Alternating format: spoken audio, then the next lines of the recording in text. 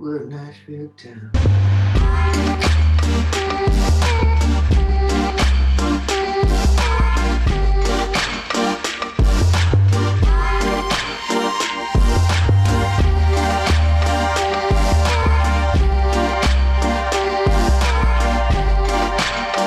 And we're live.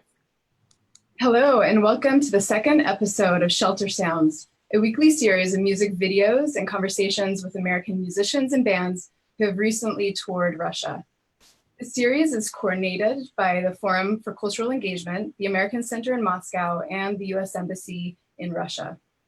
I'm Kim Scrivener from the cultural section of the U.S. Embassy in Moscow, and I'll be moderating today.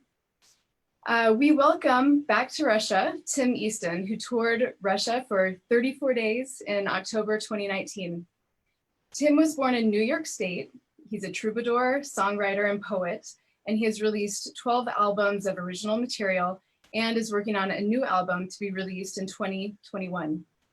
His inspiration is the history of American folk, rock and roll, and the folk music of the world. Rolling Stone magazine praised him as having a novelist sense of humanity. He's a teacher, avid fisherman, and a world traveler. So welcome, Tim. The last time I saw you was in Spaso House, our ambassador's residence in Moscow. So it's really great to have you with us today, virtually. Yeah, hey Kim, how's it going? Good to be with you, and hello everybody in Russia and everybody that's participating in today's online discussion. Thanks for coming to hang out with us. Great. Well, we're really excited for the discussion today. Everyone loves you here. But before we begin the discussion, we want to share with our audience one of your recorded songs. You recorded a song just for us for this event. It's called the Gallatin Pike Blues. So we'll go ahead and listen to the song and then we'll discuss it.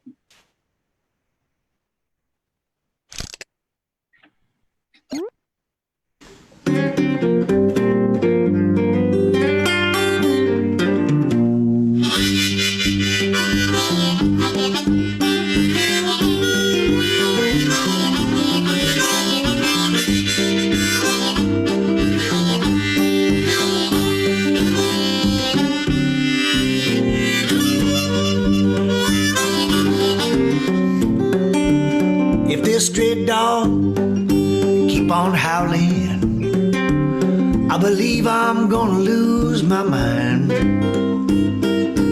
He cries all the night through, keeping the stray dog tied.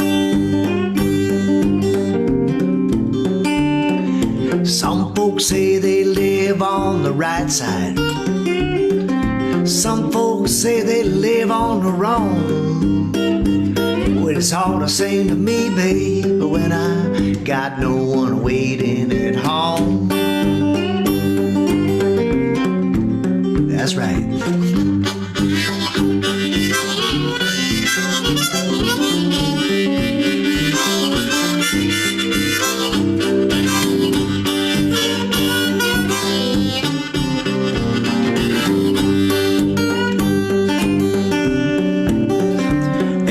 Jackson walked down to the river on his way up to Washington.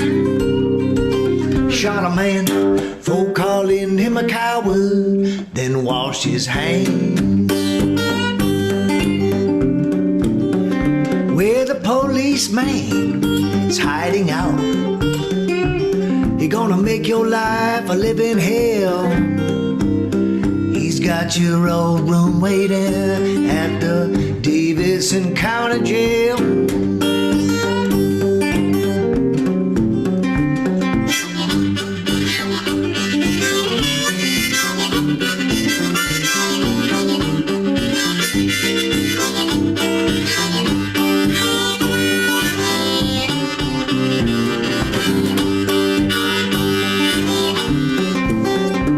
Well, I gave you good reason to doubt me, and I gave you good reason to roam. Watch me jump back off this old freight and call this crooked pike my home. From the Cumberland, I can see the stones where they laid John Hartford down. And his songs did play so gentle on all our minds. Turn your radio on.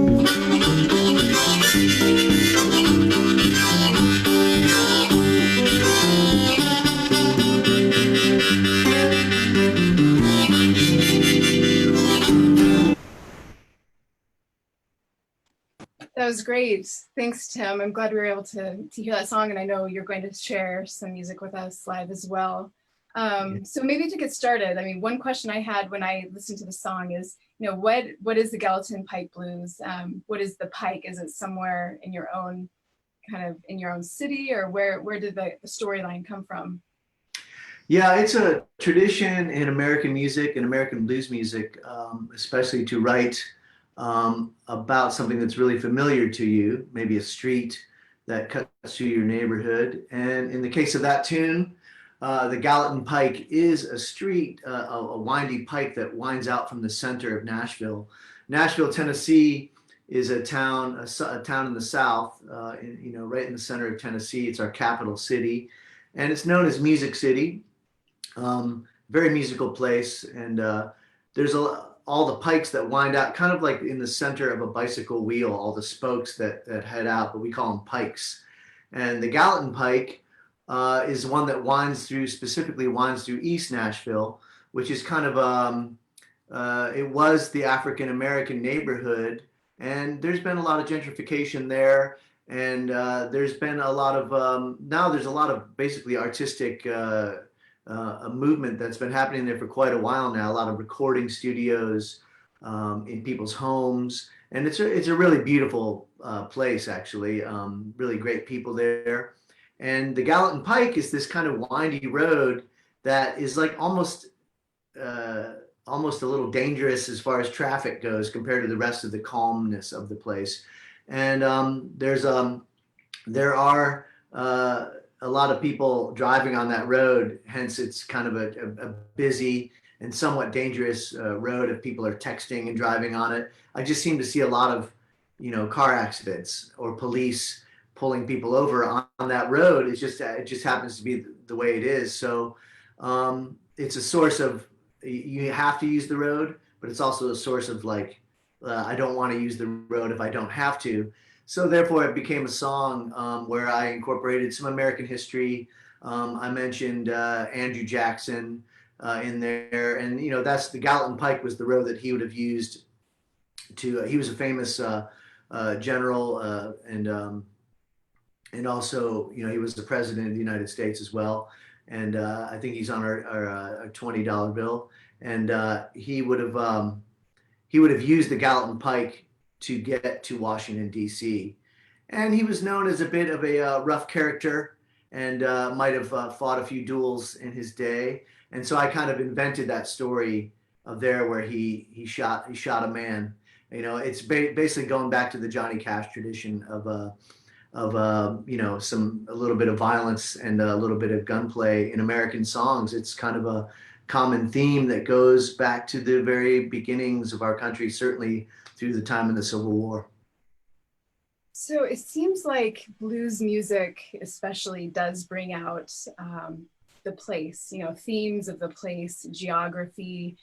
Maybe tell us a little bit about your background, because I know you're from New York State, but you grew up in Ohio.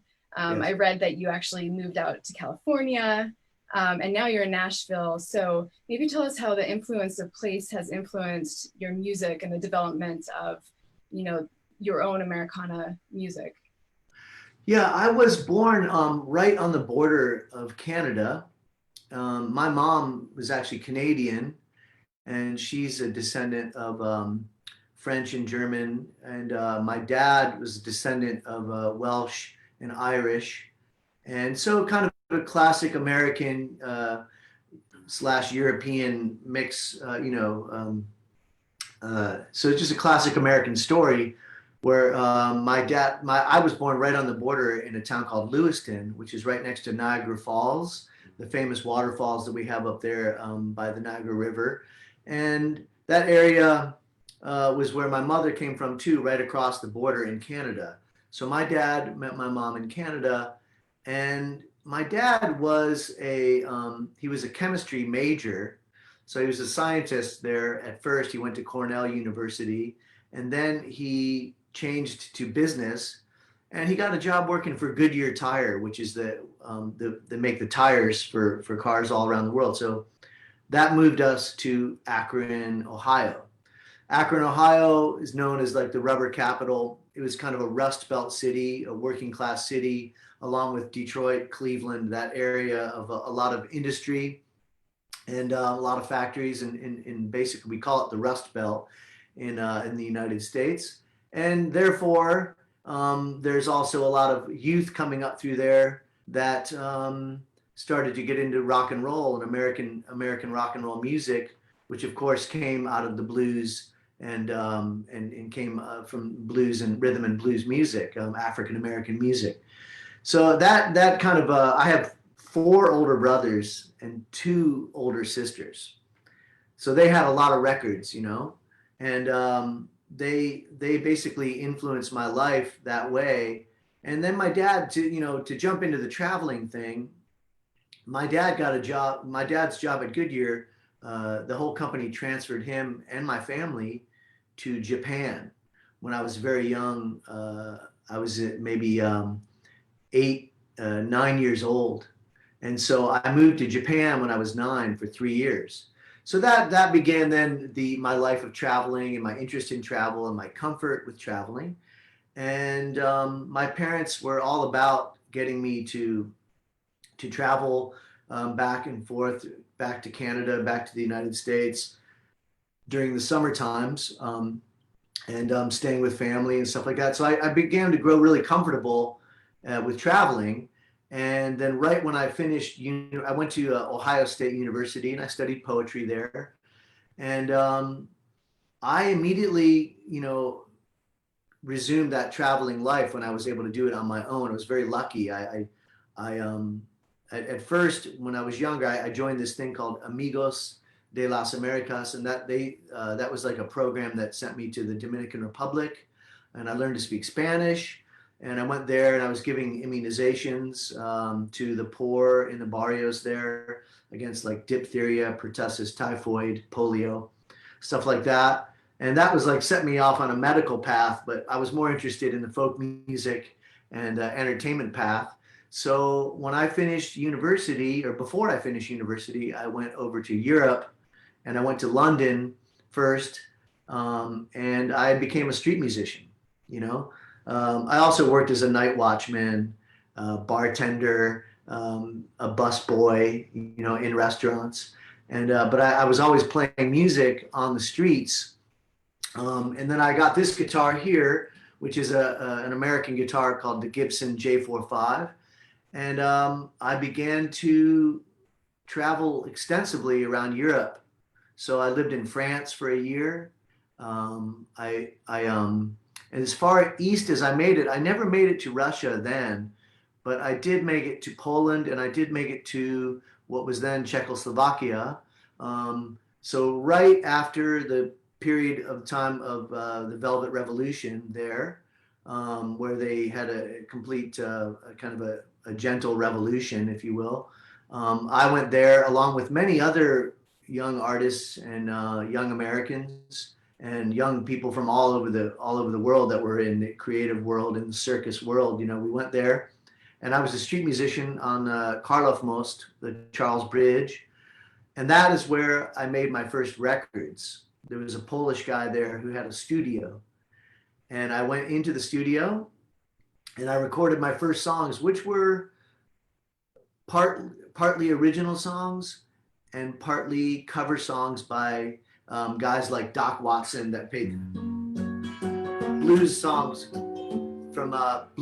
from records that my brothers and sisters had played for me years ago, and that started me on a life of traveling. As soon as I started making records, then the traveling just picked up, and thanks to Mary McBride and the Forum for Cultural Exchange, I was able to finally come to Russia. It took me a long time to get there. Always been fascinated with it, starting with the literature, of course, Dostoevsky, Gogol, stuff like that I studied in school.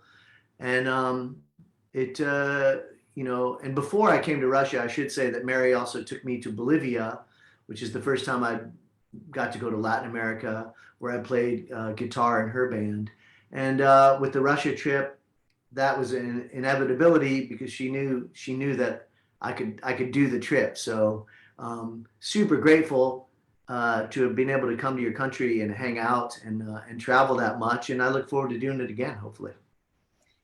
Yeah, well, apparently your tour was one of the longest tours that we've ever sponsored by the embassy. It was over a month, so that was really impressive. And I know you have fans throughout Russia now, and some are still keeping in touch with you, so that's great. So I see why in your bio you list troubadour as a part of, Yeah. as a title, because you have a background in poetry. Obviously, you said you studied it. You mentioned your influence from Woody Guthrie. How did music come along? Was it the poetry first, the lyrics, and then you decided to become a musician, or the other way around? And also, what, from your own experience becoming a professional musician, what can you share with young people who might want to pursue a full-time career in music? Without a doubt, the study of poetry and language and meter, the rhythm of poetry, is important when it comes to writing songs. Okay, now your basic pop songs or rock and roll songs are going to have a lot of yeah, yeah, yeah, baby, baby, baby, basic primal stuff in it, right? Which is not really poetry. That could be debated all day. But what is poetry is people's everyday's existence, real life existence. So I have to credit my teachers from way back when, from grade school onward. My first poetry that I wrote was based in haiku, the Japanese form. And I received encouragement from teachers. And I consider that today to be very, very key in what's going on. When a child brings you a drawing, when they're very small, they bring you a drawing, you immediately, you might tag it up to you put a magnet on it and put it on the refrigerator. So the child has an art show right away. And then at some point, the encouragement might slow down or stop altogether. And that fortunately didn't happen for me. I received encouragement on poetry and stuff. And so I kept writing. And I see it as today as pretty instrumental in what kept me writing. And now today I have a practice of doing it every day. I try to write every day, whether it's the conversations of other eavesdropping on dialogue conversations, or just my emotions about how I feel about certain things. And then that's just in language and lyrics. It's important, but the music thing, the guitar playing, the blues and folk music, I was just really lucky to have older brothers and sisters that had really cool records, man, vinyl records to listen to. And that set me off on a path of discovering more. Like the Beatles, for example, is a British band, right? But their music that inspired them, a lot of it was American music, American rock and roll. And that band there, them and the Rolling Stones, for example, did more to teach Americans and the whole world about how fun and how lively and how important our American music was to the world.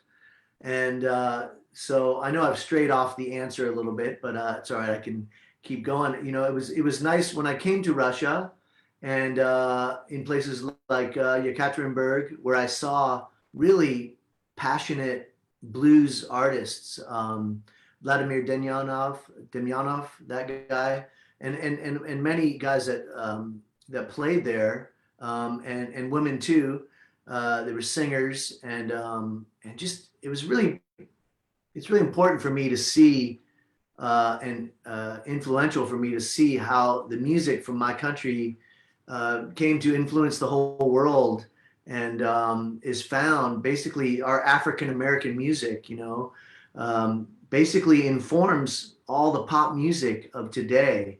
And for me, like to study that, right, to be a songwriter today just means I'm in a long school of that. So if you're a student, if you're a young student and you want to be a songwriter,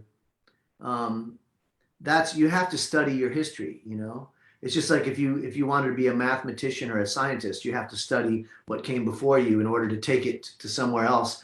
And the same goes with art, and the same goes with poetry, and the same goes with music. So, you got to find that good teacher. And sometimes the internet is good to teach you. There are great teachers on YouTube as far as guitar goes. But when it comes to poetry, you got to see those all through Russia. I would see statues of either poets, scientists, revolutionaries. Sometimes they were poets and revolutionaries together. So those aren't just statues. So they're you've got to go read the words of those poets and learn about language and how language works together and how meter works, because songs are really simple. Songs are very simple and basic. And the more complicated they are, the less chance someone's going to identify with it. So you got to go simple about it. That's my thing about teaching in songwriting, and is to not be so concerned about the business of music and art, the commerce side, but be more interested in how to be good at writing songs and performing them and delivering your message, your song in a concise, clear way, rather than be concerned about how you're going to get a lot of plays on Spotify. I mean, all that stuff is important. You have to make a living. I understand that. But first, I think for very young students and young artists, I mean, the best thing you could do is to dive all the way in to the history of whatever it is you love. So that really fits into how Rolling Stones described you, and not having a novelist sense of humanity. You mentioned the influence, the African American influence in blues, in your own music. Even when we started talking about your first song, you mentioned African American influences in the geography and the city. And you've referred several times to social issues, and I see the poster behind you, Resist Fear, Assist Love. Tell us about the poster. Tell us about how you developed your own social consciousness and how that comes out in your music, as well as the significance of today that we were talking about. Maybe you can mention what today is in the United States. Yeah, today is Juneteenth. Today is the anniversary of when the last slaves were set free. My country, the United States, has, an extremely unique position in this world. We are a new country compared to Russia, compared to just a new civilization, really, compared to all that. And when the first when the first people came here, they began the decimation of our native culture, the Aboriginal culture here. So we have that history to deal with, and then we brought slaves here from Africa. So we are unique in this world. The difficulty and some of the misery that we caused by first decimating our native population and then bringing slaves and having to deal with a civil war, which basically is still debated to this day what that war was about. But really, it was about bringing equality to human beings. And today we're still working on that. So, only Australia, I think, has a similar thing where they also decimated their Aboriginal population, and they were a prison colony. So it's a little bit different than the United States, but we do have a lot of similarities.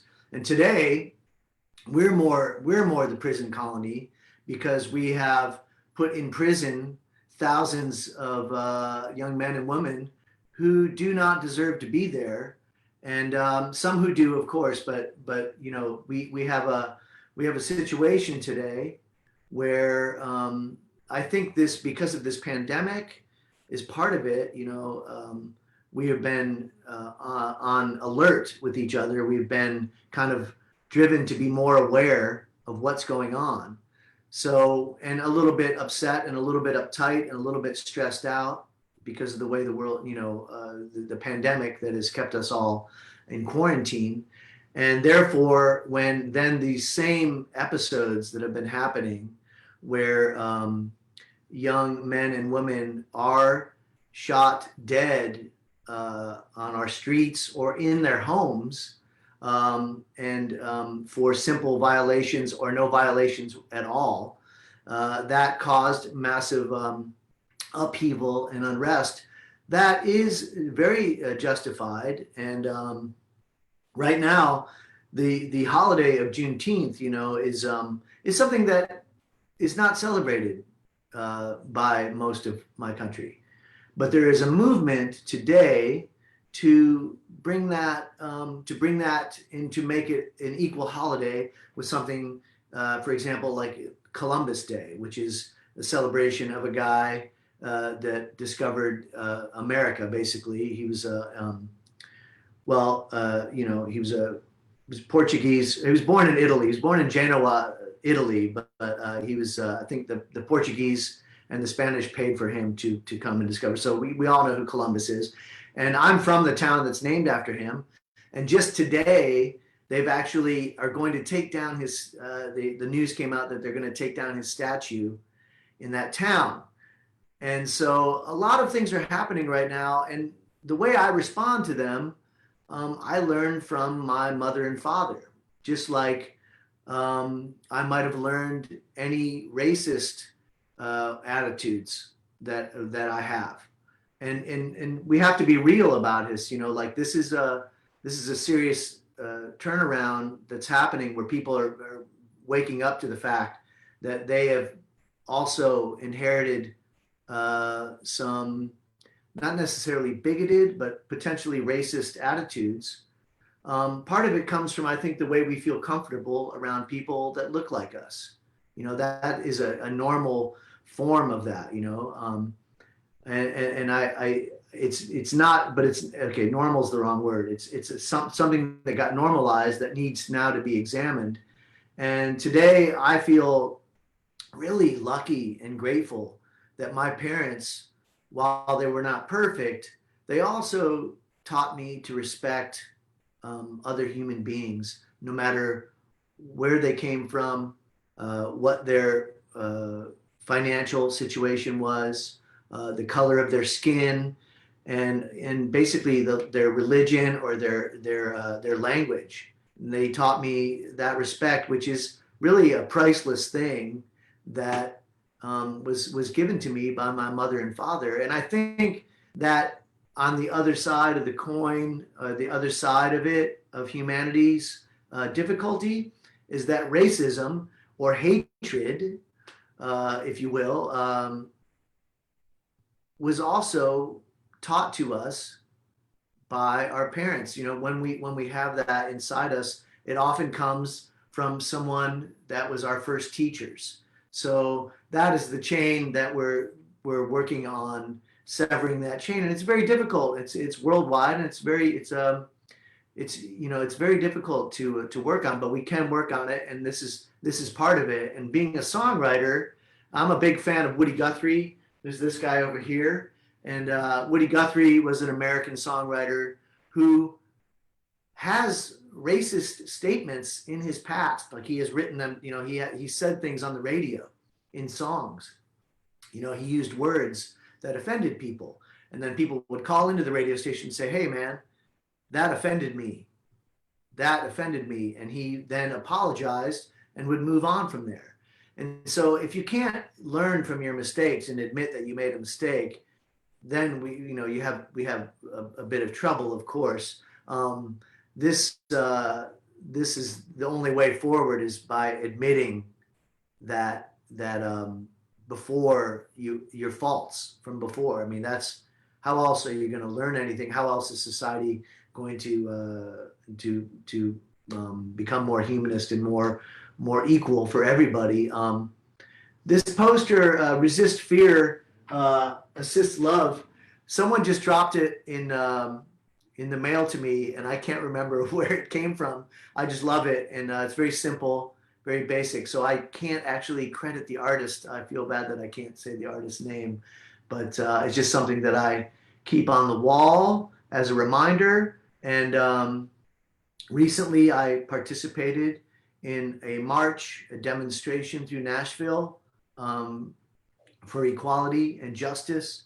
And it was very, very powerful to walk with people through the streets of a town that it has a huge history of civil rights violations and changes here. You know, we have a restaurant here. We have, it's still here today. It was a department store called Woolworths. And downtown at Woolworths, African-American people, Black people could not eat at the counter at the same place where white people ate.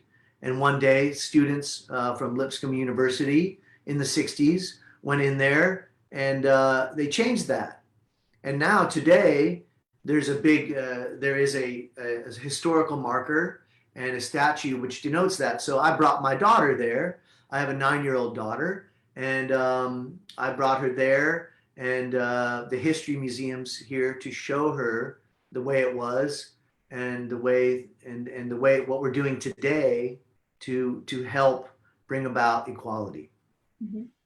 That really, really important points, especially with what's going on in the United States right now. And, you know, as you note, that communication, education, freedom of expression are so crucial to a democracy. And, you know, a part of that is creative expression, like songwriting and what you're doing, and communicating through, you know, song and poetry, not just in a traditional classroom. So I do want to say, so we're about halfway through. I want to give you a chance to actually perform, if you're willing to perform a song. Otherwise, we have some questions coming in. Great. Cool. Well, I would love to play a song. There was a man that passed away a couple of months ago in my country, and he died from the virus, the coronavirus. He was an older gentleman, and his name was John Prine. John Prine, P-R-I-N-E. John Prine was his name, and he's a beloved songwriter in my country.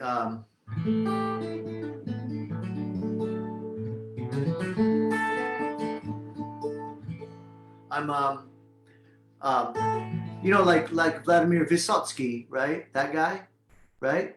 He's a songwriter who's beloved in Russia, and you see his statues everywhere. Oh, I did. I saw 2 of them, and I went to the airport that was named after him as well. And I learned about him through you, and then I did research on him, you know, and his life, and how he lived and how he died. And we have a similar character. A lot of people say that Vladimir Vysotsky is like the Bob Dylan of Russia. Well, there's this character named John Prine here who passed away just 2 months ago from the coronavirus. And he was a wonderful songwriter. I mean, just super amazing guy. And he wasn't very preachy about social issues. He did not sing songs about trying to save the world. He really was just an everyday songwriter about just everyday activities of people. Anybody could identify with it. And he was a really sweet man and a kind teacher to all of us songwriters in America and the world. And his name was John Prine. And the night that he died, I wrote a song for him, and it's called Voice on the Radio.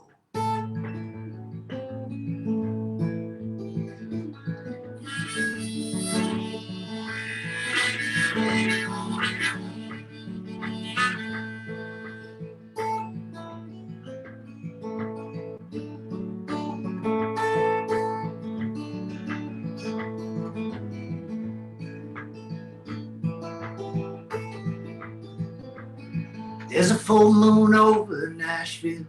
The streets are nearly quiet, save the barking dogs and the occasional siren, and your voice on the radio, calm and sweet and cool and low.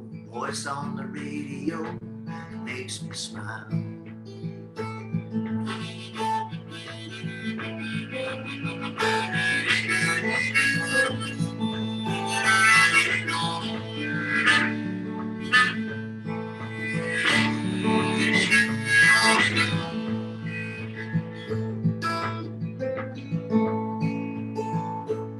There's a souvenir for every joint you played, from Chicago to Galway town. Somewhere where lovers are laughing as they lay each other down to your voice on the radio, calm and sweet and cool and low. Voice on the radio helps us ride.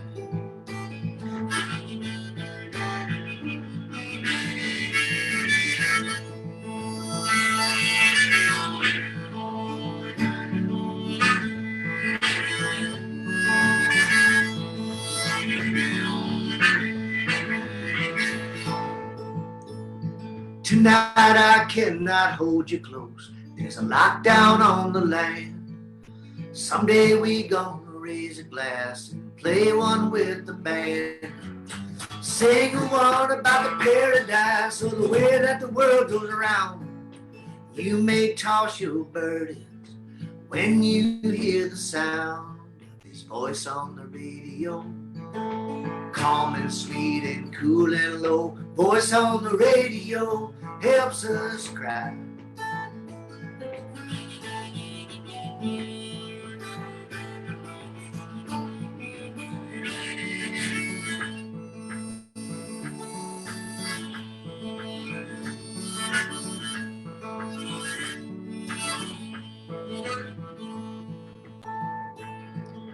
When you're down at the bottom with no one to turn to,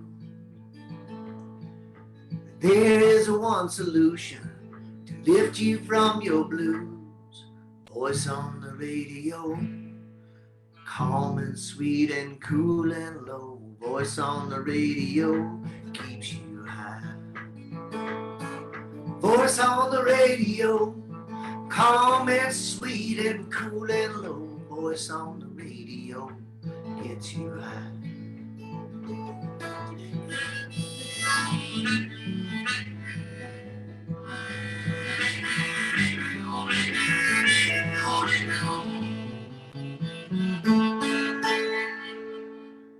God bless John Prine. It's great. So you had mentioned that you write your original music, but you also perform, others' music as well. I had a question about, along the lines of communication. I know you're active on social media. When you were here in Russia, you wrote pretty much a daily blog, which was really interesting. And I know you have different social media accounts. Can you talk a little bit about that form of communication? Why is it important? And do you connect with others in what way? Right. I mean, in today's world, any of you out there that are artists or songwriters, or just teachers, or really anybody, I mean, you understand that we all communicate a lot through social media, whether it's Instagram, I'm very active on there, Facebook, and Twitter, actually. And there are other ways to do it as well, but those are the three that I use. And I mean, when I'm playing music, traveling around the world, I'm not on stage, pointing fingers and being very, political. It's just not my style, right? I would rather have a good time and try to change people's minds or thoughts about things through having a good time. I think that's what rock and roll has taught me. And so, we all come out to the club or we come to the show. We don't come there to be lectured to. We come there to have a good time. and to forget about the world and the darkness and the heaviness or depression or whatever serious things that are going on in all of our lives. You know, we all have life to deal with, right? And we all have families. We all have beautiful things and tragic things that happen. It's just part of the way of life, of day-to-day life for all of us. So I try to come in an entertainment position. Now on social media, every now and then I express some of my opinions about the way I feel about what is going on in the world. And I think that is an acceptable form, and I would actually encourage it.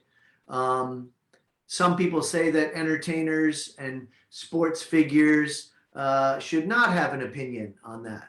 But just because I write poetry, or especially because I write poetry, or just because I play guitar and I love the Beatles or something, doesn't mean that I stopped having opinions about the way human beings treat other human beings.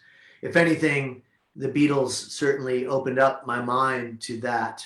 All you need is love, and those core things about each other, about love and you know, celebration.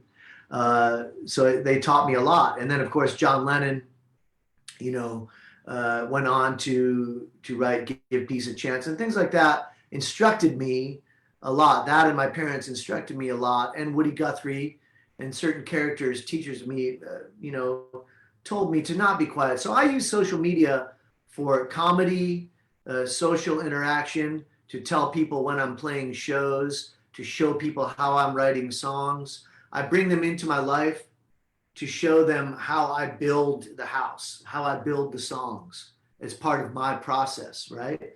Is bringing you in. And I have this thing called Patreon, which is like a social media site for me, but people will pay me maybe just $2 a month, right? $2 a month or $5 a month, like a subscription. And for that, I send them things that I work on that's between me and them. And it's a thing that helps me survive. So, but I never hold back on my thoughts about the way human beings treat each other, okay? A lot of time I'm celebrating me and talking about me and what I'm doing and the things that I have to do and the shows I'm playing. But sometimes I'm talking about you and I'm talking about the world. And sometimes, yeah, I talk about politicians and I address them. I try to do it in a civil way, meaning using language of the heart rather than language of the bad words that come up in the, you know, and attacking. Because I find every time I go on the attack, there's something inside me that I'm seeing that was part of me as well, you know. So I have to remember that with social media. I'm not perfect, but I try my best, and I love when my Russian friends reach out to me on social media. It means a lot to me when you check in with me on Instagram or Facebook or whatever. It's really nice to hear from you, and I encourage you to write more often. I appreciate it. Well, you mentioned, you know, your process of creating songs and sharing it with others. We actually got a question from someone. How do you approach recording a new album? Do you start with a single idea for the whole album, or do you write individual songs that you then release as a single album? Because of my background in folk music and album-based music, I like to think of it as a full project, just like a novel might have 10 chapters in it. So an album is 10 songs that come together. That's because of my history of loving bands that put out albums. However, you can't write, some people write a whole album at one go, but it's really one song at a time. And in today's world, we care more about one song. We don't have the attention. We have the attention span for one song. You know, we don't often sit down and listen to a whole album anymore.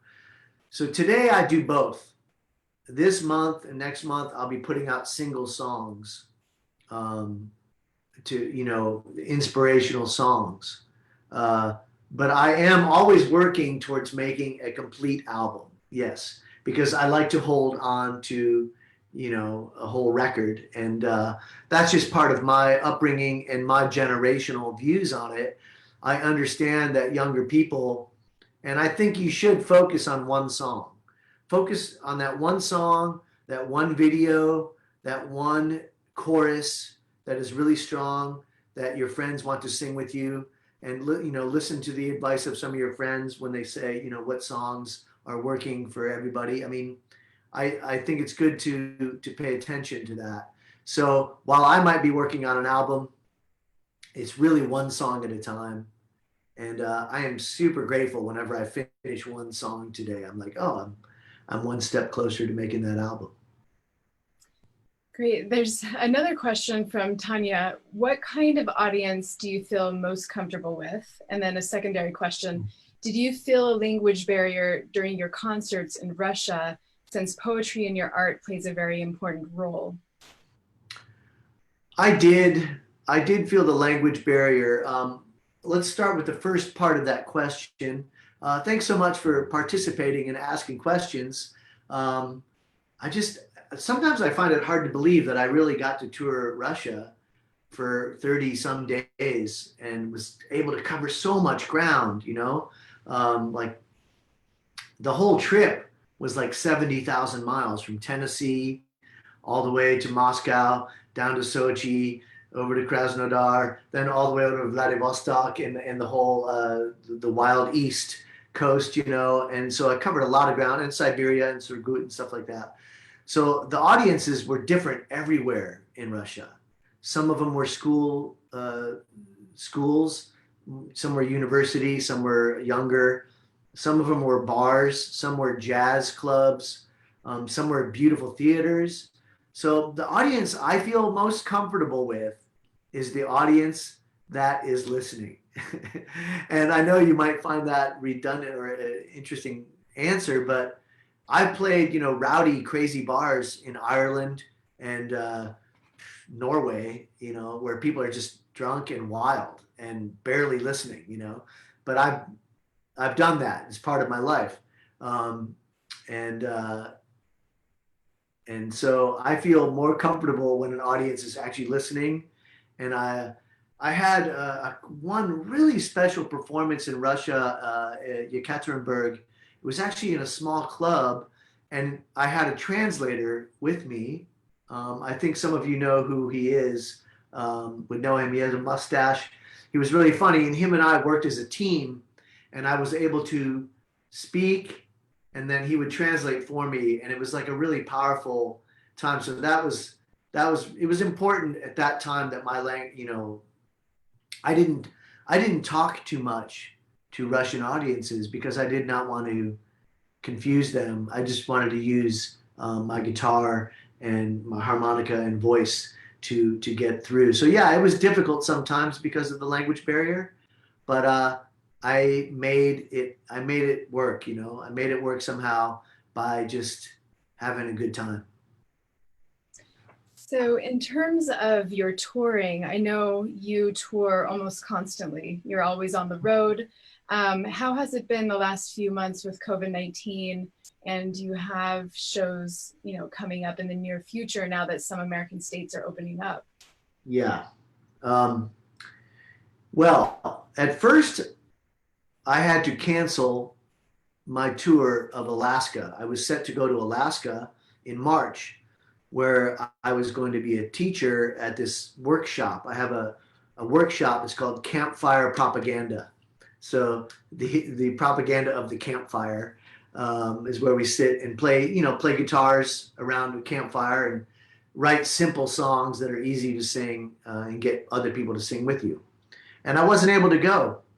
And it was very upsetting because although I think it's difficult to teach songwriting, really, I love to just go to Alaska and go fishing and hang out with my friends and eat good food and salmon and etc. So it was difficult, but I was very lucky. I've been trying to buy a home, find a home, and I have it now. So I got it right in time, and I moved into this home, and I built this studio, this small home studio. And I have, as you know, a daughter, as I mentioned before, a daughter. And I've been on the road so much that I missed a few things about her childhood. Not much, we communicate a lot. But when I'm home, I'm home with her a lot. But when I'm gone, it's just one of those things as only parents can understand. So now, I asked the spirit of the universe to let me spend more time with my daughter, and I got that. So I have never been in one place for this long, 2 months, in 20 years. This is the first time in 20 years that I've stayed in the same bed for 2 months. This is the first time in 20 years that I've stayed in the same building and not left town. And I love it. I just enjoy it so much. I needed it, I was exhausted. I was traveling so much that I forgot what it was like to just, relax and not have to worry about that stuff, and not have to get on an airplane, and not have to wait in line at the airport, and not have to be rushing and figuring out where I need to be. So I personally really enjoyed it. It's not a secret anymore. I've told the whole world. I mean, I love it, and I needed it. However, this too shall pass. All things must change. And I have a show next week in Columbus, Ohio. And I will go play a show. I have 3 shows. 2 of them are outside. So they're just barbecues, picnics, summertime, fun things to do. And everybody's outside, so it's safe. One of the shows is inside, but it's going to be a socially distant show. So not many people will get to go. I think I'll have 2 shows, 40 people per show. Very small, but nonetheless, it's a show. And I am excited and also a little bit nervous to go. But I'm really happy that I get to play music face to face with people again. Great. I agree. I mean, this period has really forced us to be more introspective and kind of look at our lives and our work quite differently, because we're almost forced into a different universe. And so it's great to hear you be positive about it and look at, the positive effects on your life. I'm also glad you're able to start performing again. So we have a question. It's quite a specialist question from Edward. Can you tell us about your guitars? And do any of them have an unusual story? And which one is your favorite? Yes, I have a few guitars. This electric here was a gift from the Gibson Corporation. They gave me that guitar when I was very young, and I first started to play guitar. And my brothers taught me the blues, and I would come into the store and be.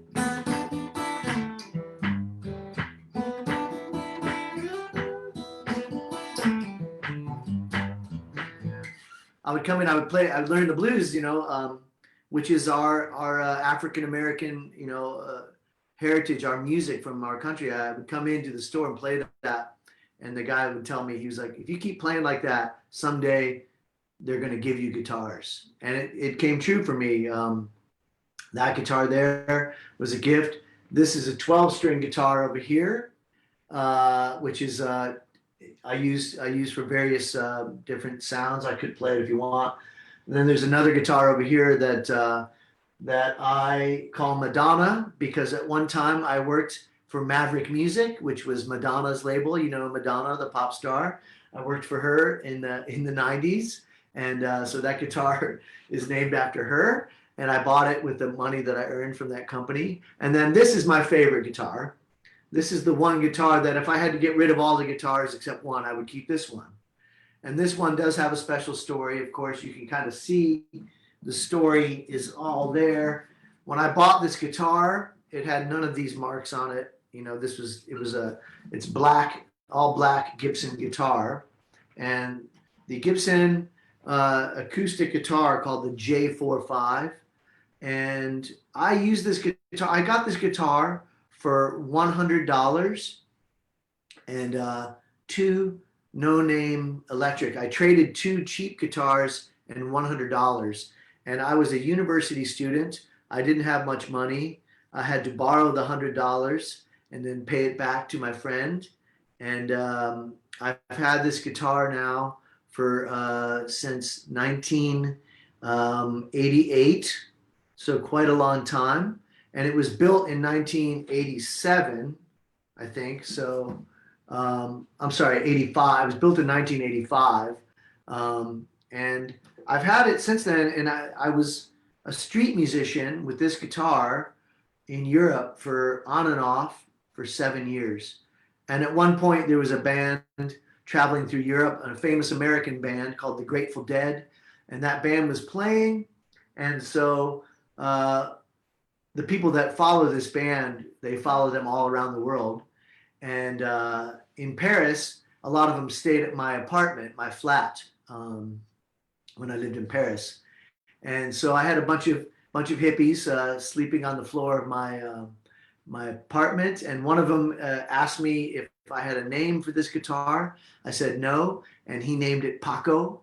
So this guitar, maybe after Paco de Lucia, the famous flamenco Spanish gypsy guitar player, or maybe just, he gave it the name Paco because he felt like it. And so this guitar is named Paco. And this is my favorite guitar by far. And I've made entire albums, love albums, just to this one guitar. Thank you for that question. We have a similar question about your songs. Do you have a favorite song, and would you be willing to perform it? Yeah, I can play. I think my favorite song is the one that people ask for the most from me is a love song. It's a positive love song, that is one thing again I learned from the Beatles. When it comes to songs, I mean, I have songs that are about sad things, about depression, about the reality of life, But if there's one thing that you can learn from the Beatles, it's the majority of those songs are positive love songs, Some of them are not, of course. Some of them are totally wild. But the majority of them, there is and exists a lot of positivity in those songs. And so it turns out my most popular song that people ask me to play at weddings is a love song. And it's called Next to You.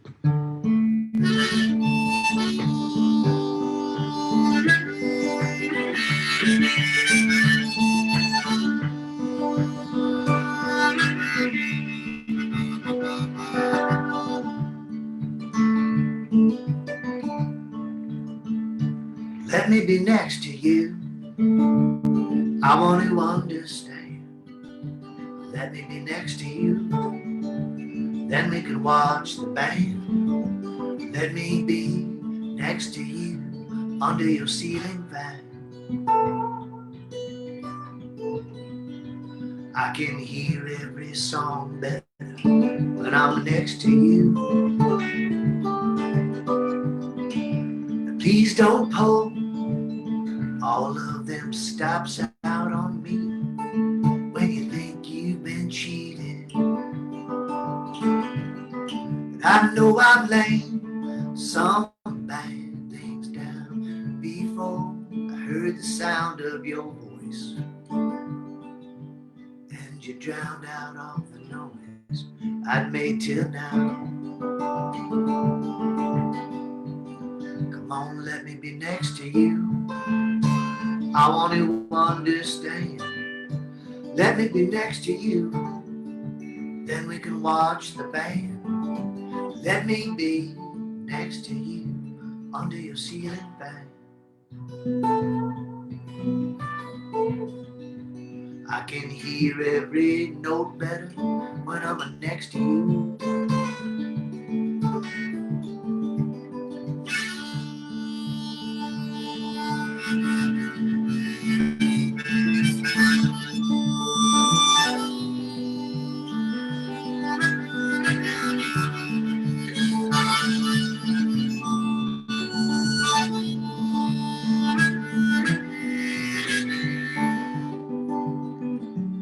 wanna wake up singing every word you said. Oh yeah, yeah. Do you understand me? Well, let me be next to you. I want to understand. Let me be next to you. Then we can watch the band. Let me be next to you under your ceiling fan.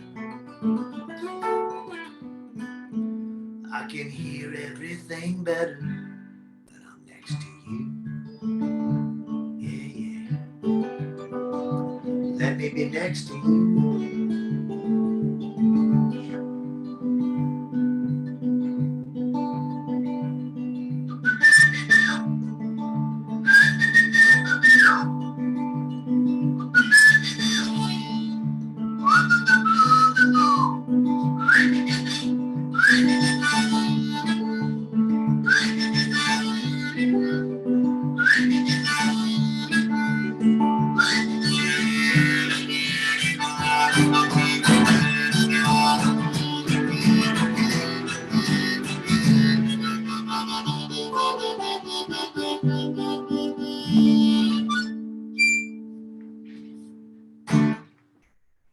Thank There you. you go. That was beautiful. Thank you, Tim. We just have time for one more question, and it's very brief. If you could leave word of advice to Russians, what would that be? Oh my gosh. In life, love, artistic creation. I mean, that's we get narrowed down. In artistic creation. Okay. Well, my word of advice is to study the history of the music you love. If you love a certain artist, find out who they loved and study them, right? So if you're studying a certain writer, you know, you find out that that writer, like Dostoevsky, he loved Gogol, he loved to talk about him, then you go read that. So, and when it comes to music and creativity and ambition, I would study the heroes of your heroes and keep going back until you are studying someone in a cave drawing a picture on a wall. Wonderful. Well, thank you so much for your time this past hour, and we're so glad we could reconnect with you. You're an incredible songwriter, incredible musician, and thank you so much for sharing your talents with everyone here in Russia. Thanks, Kim. Thanks so much for having me. Thanks, Mary McBride, and everybody at the Forum for Cultural Exchange. I hope to visit with you again someday when we can travel again. And yeah, peace and love. All right, good night. Good night.